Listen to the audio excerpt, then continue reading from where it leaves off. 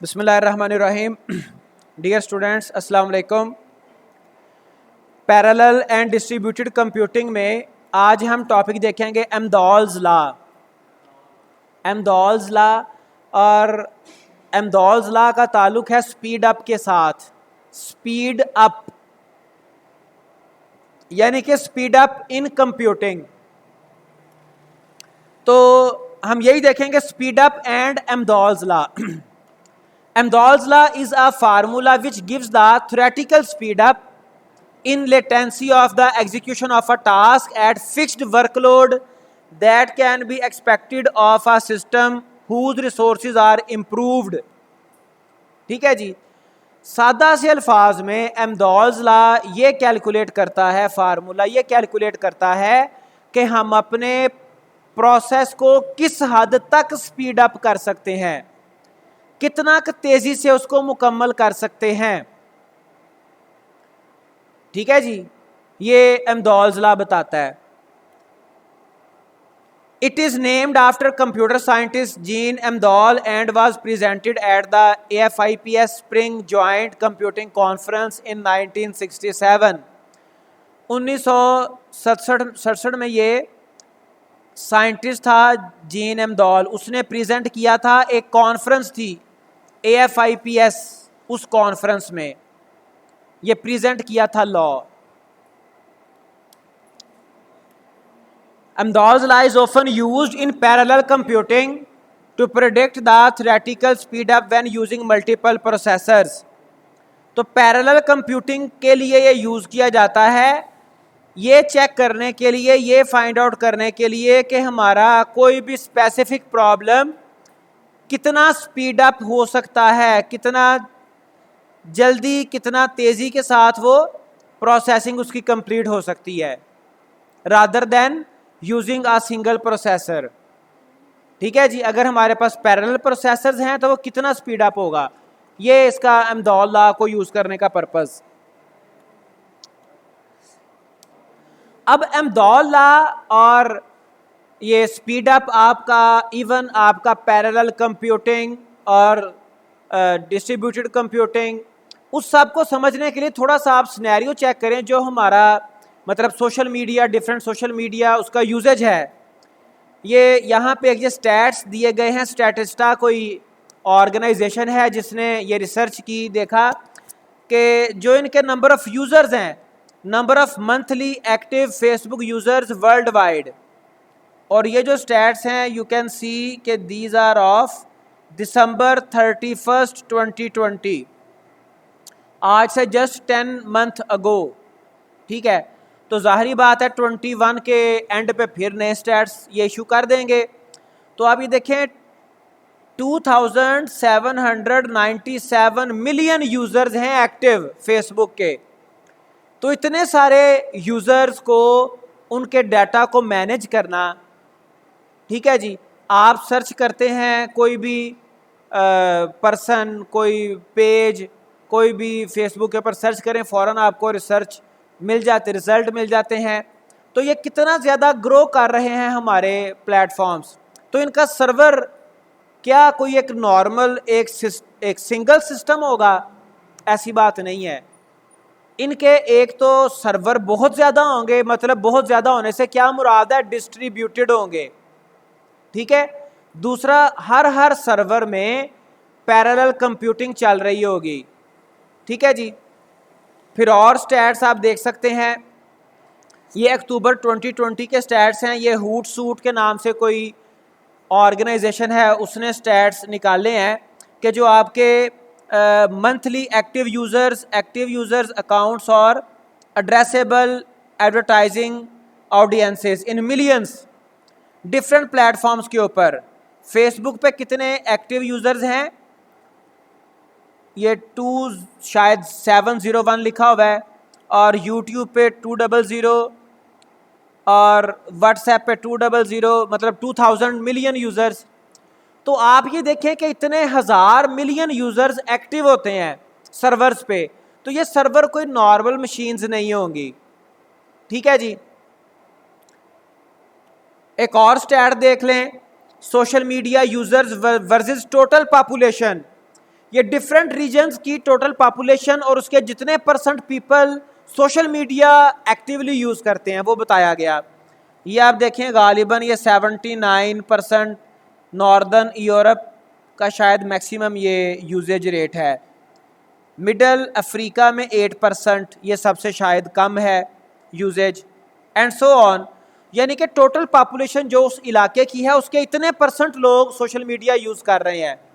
तो इतने सारे लोगों को उनका डाटा को कंपाइल करना ये कोई सिंगल सर्वर के बस की बात नहीं है। तो उसके लिए हमें अपने सर्वर को एनहांस करना पड़ता है, और जो एनहांसमेंट ऑफ सर्वर है दैट इज़ कॉल्ड स्केलेबिलिटी।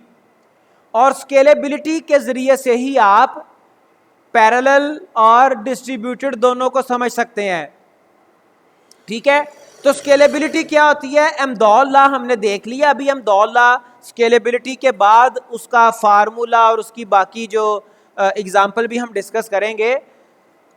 तो स्केलेबिलिटी क्या होती है जी? Scalability is the property of a system to handle a growing amount of work by adding resources to the system. जैसे आपने देखा कि जो हमारे डिफरेंट सोशल प्लेटफॉर्म्स हैं वो day by day, month by month, उनके जो यूज़र्स हैं वो ग्रो कर रहे हैं, मिलियंस में, बिलियंस में पहुंच चुके हैं।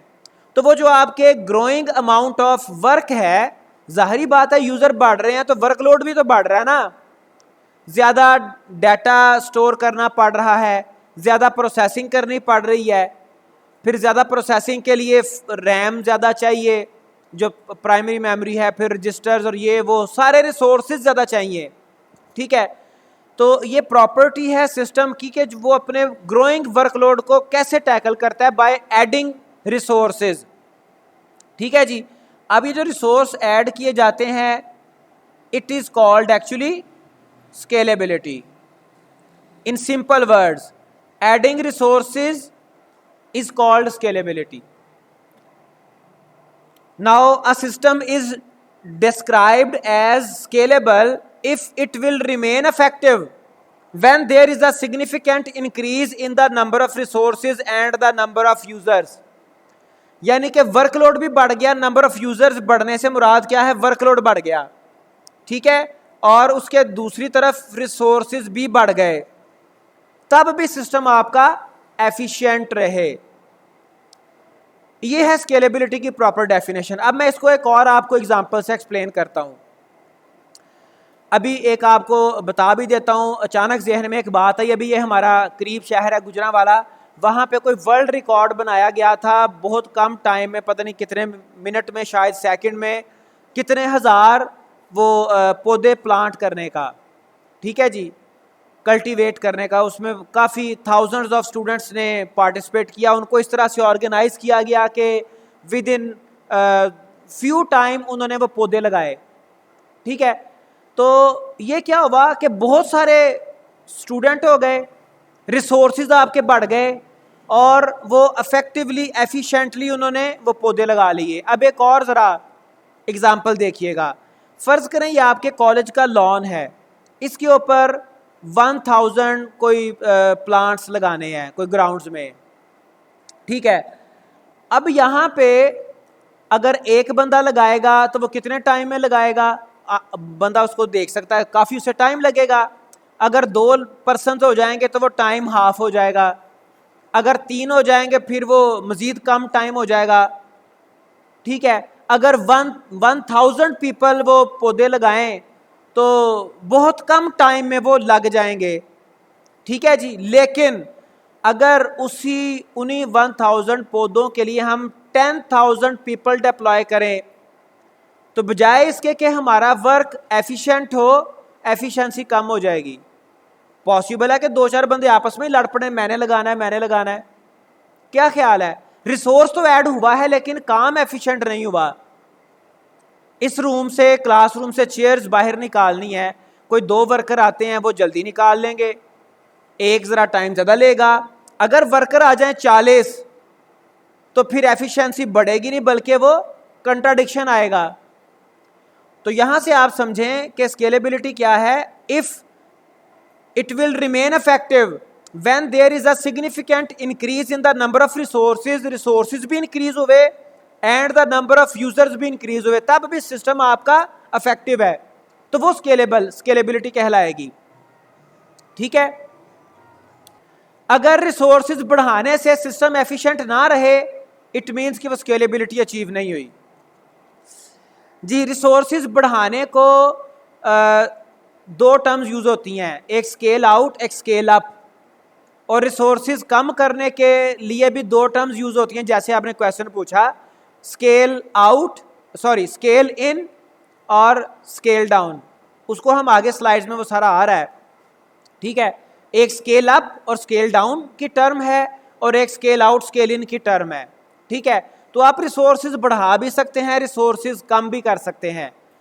दोनों ही स्केलेबिलिटी के दो फैक्टर हैं, जैसे कॉइन की दो साइड होती हैं ना, स्केल आउट की अपोजिट स्केल इन है और स्केल अप का अपोजिट स्केल डाउन है। अभी आगे वो टर्म आ रही हैं।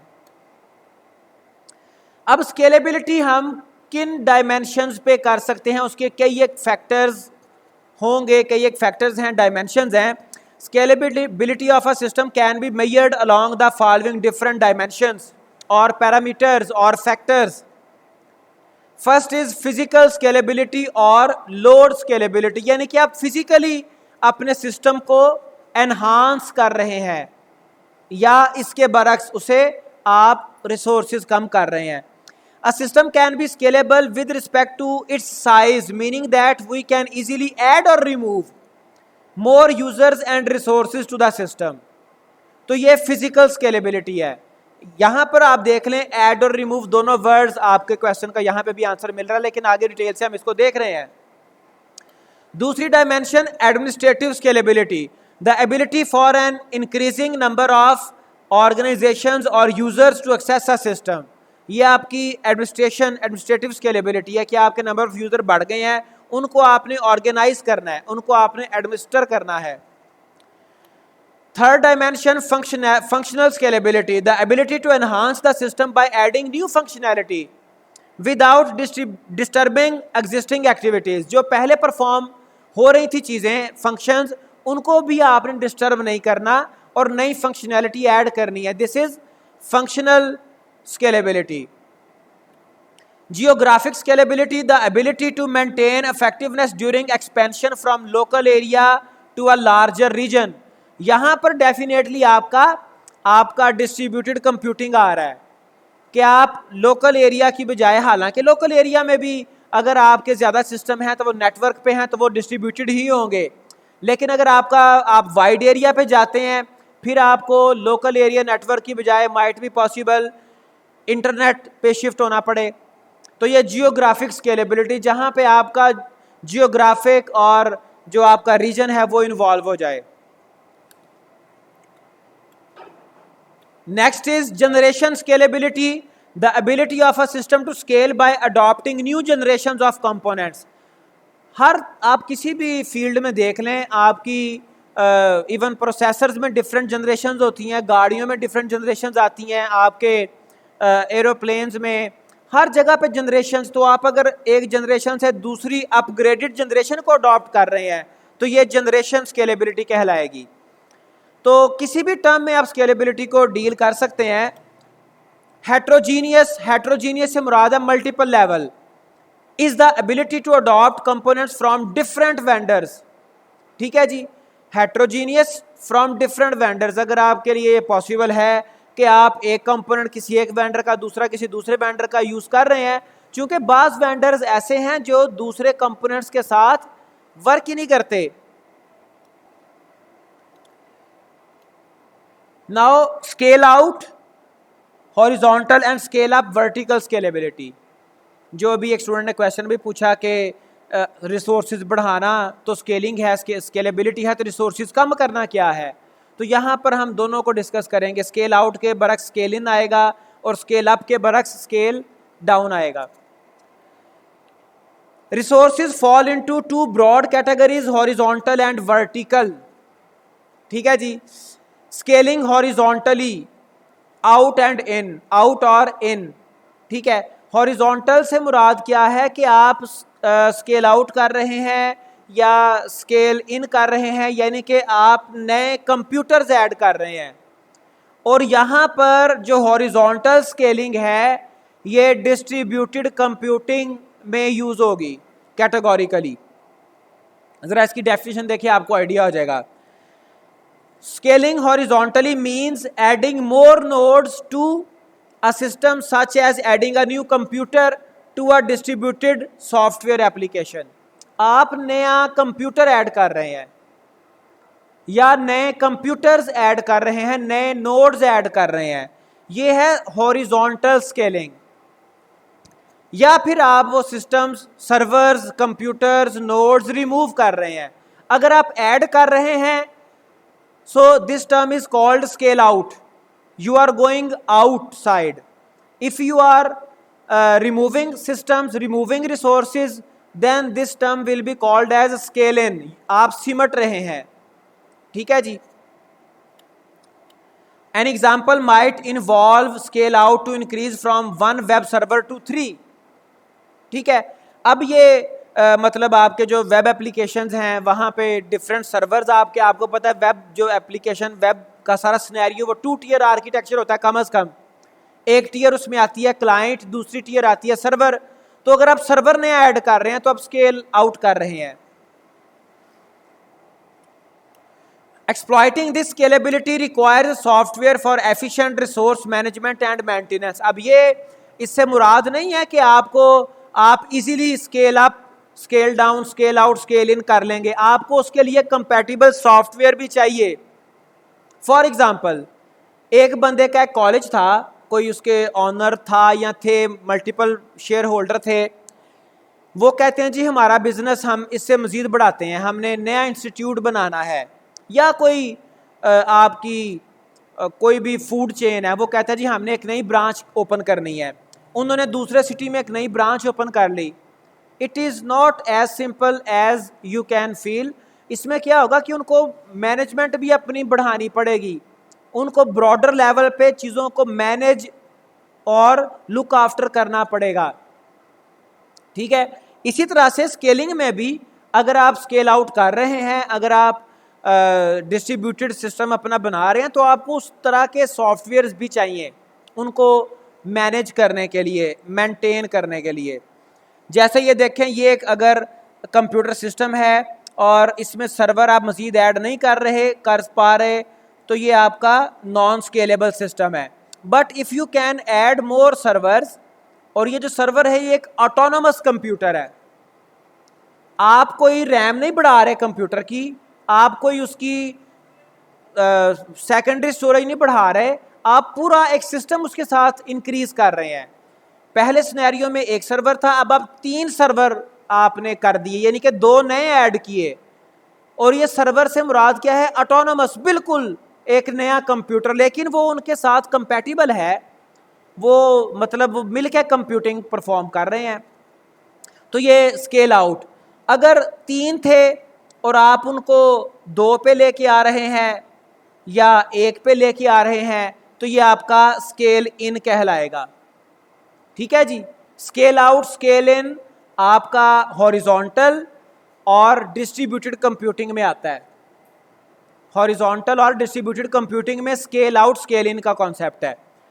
इसके बरक्स आपका है vertical scaling. Vertical scaling parallelism में आ जाता है। ठीक है, up and down means adding resources to a single node. आप एक कंप्यूटर के साथ रिसोर्सेज ऐड कर रहे हैं, typically involving the addition of CPUs, multi processor, memory और storage to a single computer. तो अगर आप एक सिंगल कंप्यूटर के साथ रिसोर्सेज ऐड कर रहे हैं तो ये वर्टिकल स्केलिंग है। इसको स्केल अप कहेंगे। वर्टिकल आमतौर पे टावर वर्टिकल होता है। टावर क्या होता है? वर्टिकल। खंबा वर्टिकल होता है। ठीक है जी।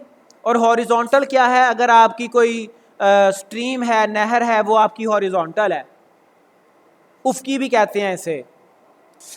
चलें, तो अगर आप एक सिस्टम में रिसोर्सेज ऐड कर रहे हैं तो ये वर्टिकल स्केलिंग है।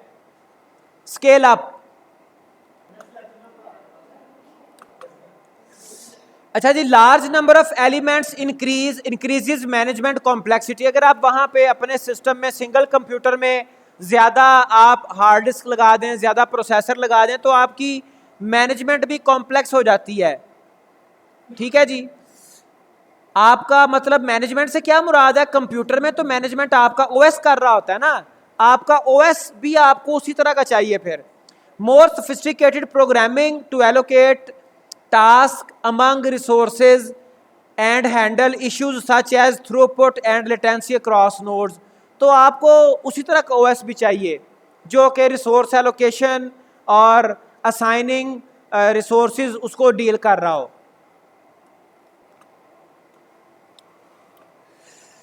जैसे ये देखें यहाँ पे ये सिस्टम था आपका और that was not non scalable. ठीक है, नॉन स्केलेबल से मुराद क्या है कि जी आप इसमें कुछ सीपीयू अपना नहीं बढ़ा सकते। आप जब परचेज करते हैं अपने सिस्टम्स पीसी या लैपटॉप तो वो आपको बताता है कि इसमें आप मदरबोर्ड अपग्रेड कर सकते हैं। आप में इसमें इस मदरबोर्ड के साथ जनाब आप ये प्रोसेसर अपना यहाँ तक अपग्रेड कर सकते हैं। आप इसमें नई एक मॉड्यूल रैम का लगा सकते हैं। तो बात सिस्टम होते हैं उसमें कोई और ऑप्शन नहीं होती कि आप सीपीयू उसमें मजीद बड़ा यानी कि ज़्यादा पावर वाला लगा लें, तो वो नॉन स्केलेबल होते हैं। तो ये सेकंड देखें, यहाँ पे पहले एक सीपीयू था, 1 GB रैम थी और 60 GB हार्ड डिस्क थी। तो अब क्या होगा जी, 2 सीपीयू कोर हो गई, 4 GB रैम हो गई और 160 GB हार्ड हो गई। तो ये आपने स्केल अप किया सिस्टम को। और अगर इसके बरक्स आप अपनी रैम कम कर रहे हैं, हार्ड डिस्क कम कर रहे हैं, तो ये आप स्केल डाउन कर रहे हैं। तो ये आपकी वर्टिकल स्केलिंग है।